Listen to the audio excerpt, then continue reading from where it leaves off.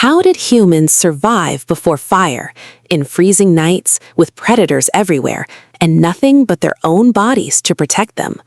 It's hard to imagine now. No flashlight, no heater, no stove, no way to see in the dark or cook a meal. And yet, for hundreds of thousands of years, our ancestors lived exactly like this. Long before anyone learned to strike a spark or rub two sticks together, early humans had already found ways to endure the cold, the darkness, and the danger. So how did they actually do it? Let's go back roughly 2 million years, long before controlled fire use became common. At this point, our ancestors, early species like Homo habilis and later Homo erectus, were already walking upright, using simple stone tools, and living in small, tightly knit groups. Survival wasn't about individual strength, it was about numbers. Living in groups meant more eyes watching for predators, more warmth when huddled together, and more hands available to gather food. A lone human in the wild stood almost no chance. A group, working together, had a real shot at making it through the night. Speaking of the night, this was one of the most dangerous parts of daily life. Without fire, darkness meant vulnerability.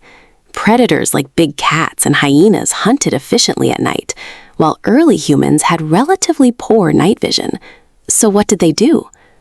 Evidence suggests early humans likely sought shelter in naturally defensible locations, caves, rock overhangs, and dense thickets, anywhere that limited how predators could approach. Being surrounded on 3 sides by rock, with only one entrance to guard, dramatically increased the odds of surviving until sunrise. Cold was another constant threat, especially as early humans expanded into cooler climates. Without fire for warmth, the body itself became the main defense. Some researchers believe early humans relied heavily on huddling together in tight groups, sharing body heat the way many animals still do today. Thick body hair, which our earliest ancestors likely still had, would have helped trap warmth close to the skin.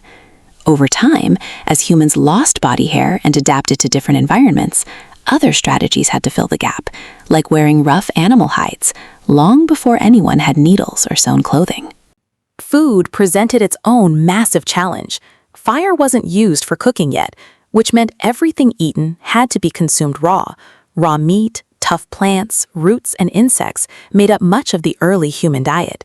This raw food lifestyle required much stronger jaws and larger teeth compared to modern humans, since chewing tough, unprocessed food took far more effort. Digestion was also slower and less efficient, meaning early humans likely needed to eat more frequently and probably spent a huge portion of each day simply searching for food. Water access played a critical role too.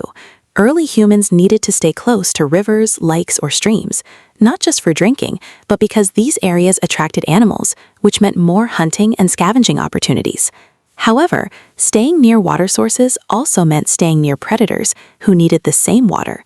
Survival often meant carefully timing movements, avoiding certain paths at certain times of day, and staying alert to the sounds and signs of nearby danger. Tools became one of the most important survival advantages long before fire entered the picture. Sharpened stones could be used to butcher animal carcasses left behind by larger predators, allowing early humans to scavenge meat efficiently, cutting through hide and tendon that would otherwise be impossible to access. Simple wooden spears, hardened by nothing more than sharpening the tip, gave early humans a way to hunt smaller animals or defend themselves from a distance.